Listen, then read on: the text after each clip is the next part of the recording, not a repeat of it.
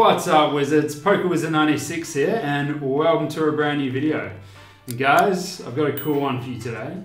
So just to the right of me here, I've got my, off camera I should say, I've got my top 10 cards. And I thought, given Ando just recently did a video on my collection on his channel, I thought it would be a very fitting time to do this.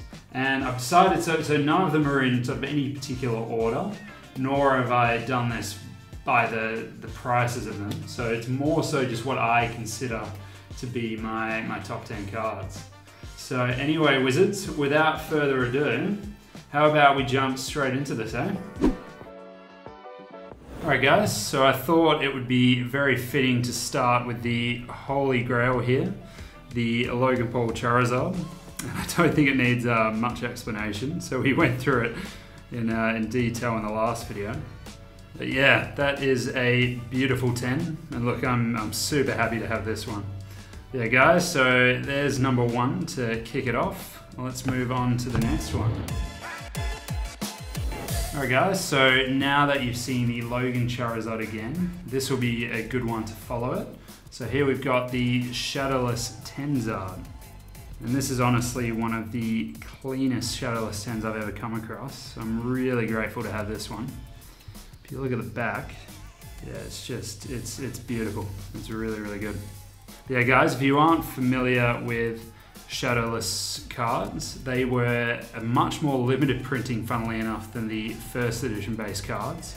And they came out, they were released due to the first edition cards selling out really quickly, and Pokemon had to get their act together and come out with this second printing, essentially.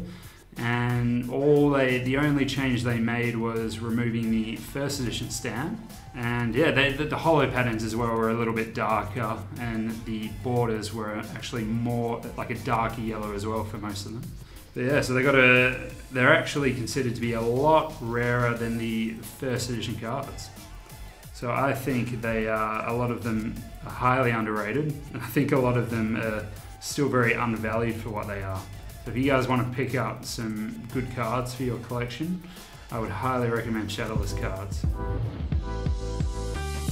Moving on from the Shadowless Tenza, we've got the 1995 Japanese Top Sun Charizard Holo Foil here.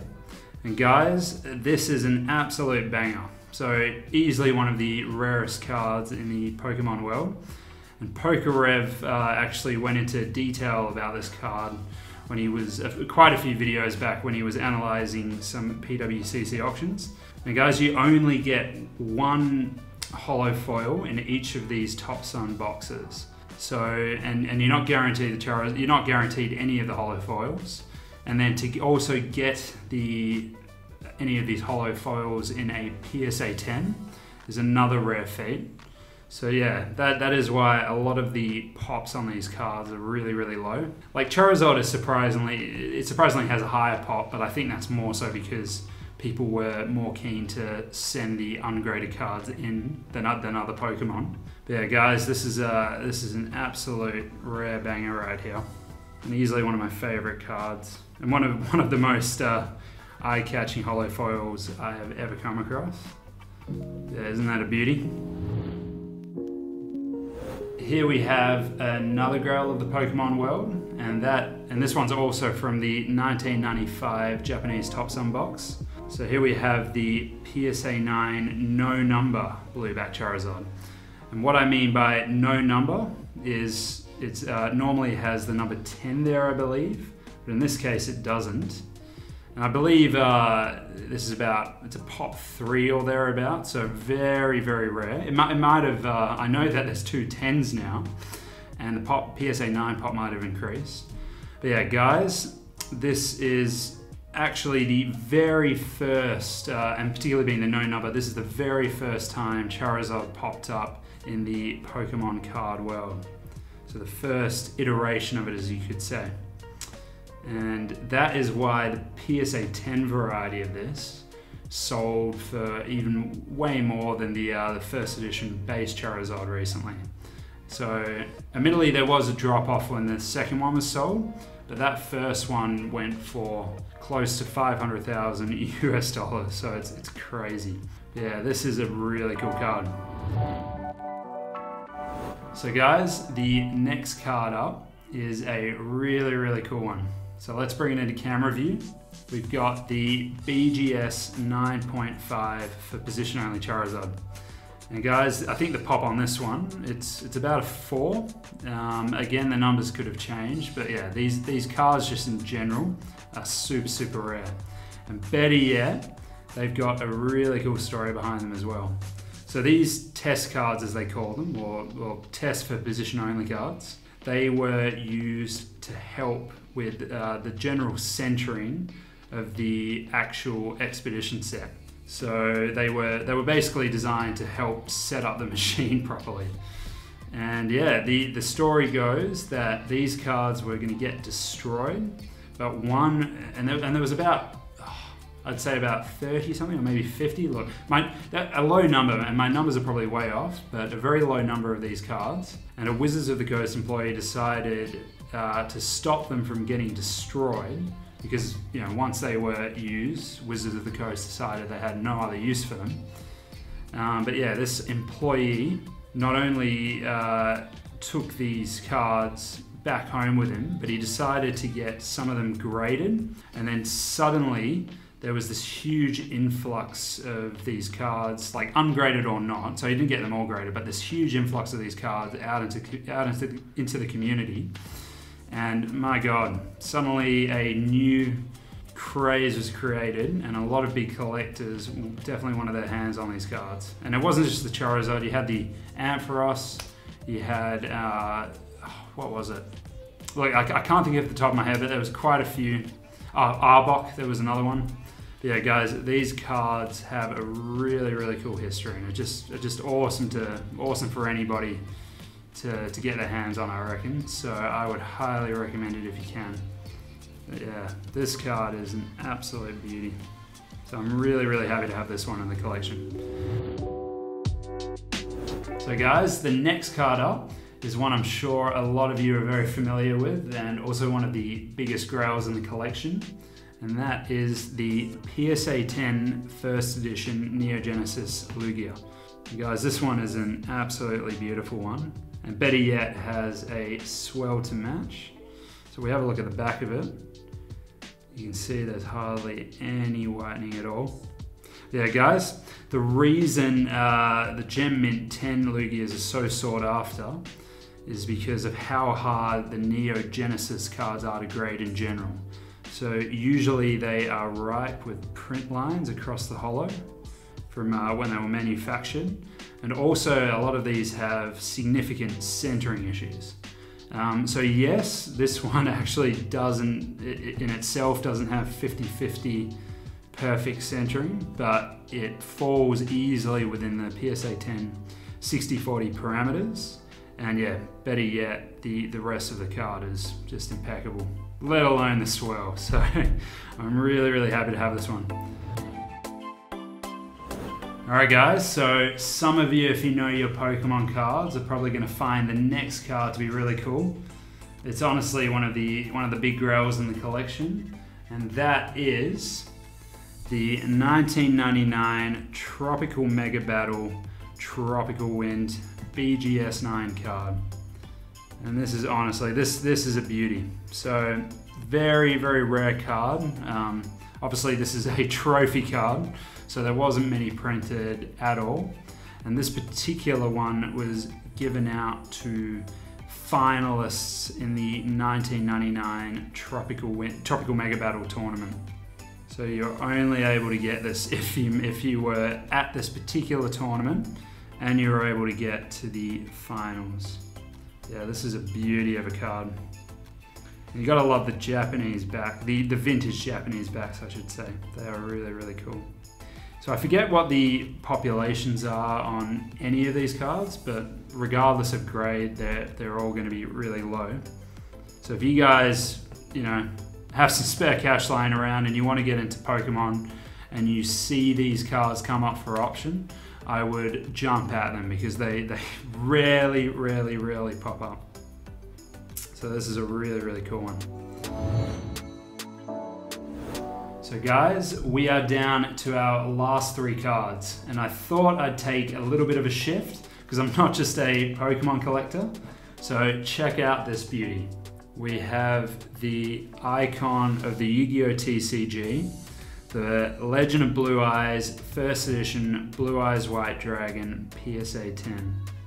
So this card comes from the first edition printing of the very first set, just like the Charizard. Yeah, look at that beautiful rainbow holo foil. This is honestly, some of the holo foils in the Yu-Gi-Oh! world are some of my favorites. Like Konami knew definitely how to do it. Yeah guys, this also happens to be what people consider the second printing, or the glossy print. So the other printing, which is considered to be the first print, is the wavy print. But you know what? After doing some research, I am firmly under the opinion that glossy print happens to be the first. So if you guys are keen, I can go into that in another video. But there's research out there to indicate that this was the first. So if that is the case, and I strongly believe it is, I reckon it's really cool to have the very first printing of the Blue Eyes White Dragon here. Yeah, what a card. So the next Yu-Gi-Oh! Card, guys, is an absolute banger, and arguably one of the rarest trophy cards in the Yu-Gi-Oh! Universe. And that is the trophy card, the PSA 10 Cyberstein from the 2004 Shonen Jump Championship Series. And guys, if you can get your hands on this, I reckon this is a must-have for your collection. There's a really cool dark red background, which I love. And the holo of the Cyberstein itself is really cool. But yeah guys, so there was 124 of these produced, and they were given out to the winners of the champions in the series. And yeah, I believe for PSA 10s, the pop is at about 10 or 11. I might be wrong there. But yeah, so for me to have this one, you know, I'm really grateful. Like, this is a really awesome card. And this one here happens to also be in really good condition as well. And who knows, like if I sent this in to BGS, you know, there might even be a chance of a BGS 10 regrade, but look, it's hard to say. But yeah guys, this is a treasure of mine for sure. But now guys, we are down to our last card, so let's check it out. So guys, this last card I thought was a fitting way to finish off the top 10. So without further ado, let me introduce you to the BGS Pristine 10 DDS Blue Eyes White Dragon. And my lord, doesn't that holo pop? Now this is honestly one of my favorite holos out there, and I'd go as far as to say a lot of people would really love this holo as well. But yeah, look how beautiful that is. But yeah guys, so this was a promo Blue Eyes White Dragon that came from a sealed Yu-Gi-Oh! Game Boy game called Dark Duel Stories back I think, well actually, well it has the date here, so back from 2002. And yeah, they became very sought after cards very quickly. And what's cool about this particular one is actually, after checking a few weeks back, I honestly in my head I thought it was a bigger pop. But I believe now this is the only pristine 10 DDS Blue Eyes in the world. So I'm honestly super grateful to have this, you know, just, yeah, this is in my eyes like a piece of Yu-Gi-Oh! History I'm looking at. But yeah, the card itself is just in impeccable condition. It is awesome, and definitely the BGS 10 grade in my eyes is definitely justified. But yeah. Guys, what a way to finish it off, hey? So there you have it, guys. I hope you enjoyed that. Look, I can tell you it was definitely a lot of fun for me to bring those out and share them with you all. And guys, keep an eye out for future collection videos as well. So I've decided I'm going to do a series of them, and I may theme them. We'll see. Like I might do some collection videos based on graded cards, other collection videos based on sealed products, or yeah, whatever. But yeah, I'm definitely keen to do that. And just another thing, guys, before I sign off today, I am very keen to do a flash fire break shortly.